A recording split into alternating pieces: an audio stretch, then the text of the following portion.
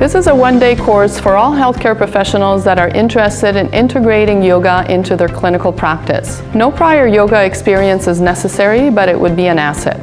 The many tools and techniques used in yoga have enormous therapeutic benefits that are now well supported by science. The areas of focus of this course will be the breath, the pranayama, meditation, mindfulness, and stress reduction techniques, and an introduction to yoga poses and movements, which we call asanas. We will also do some case studies to see how these tools and techniques are integrated into clinical practice. The added bonus of this course is that you will learn things that will be good for your patients, but also good for you. I hope to share my passion of yoga therapy with you.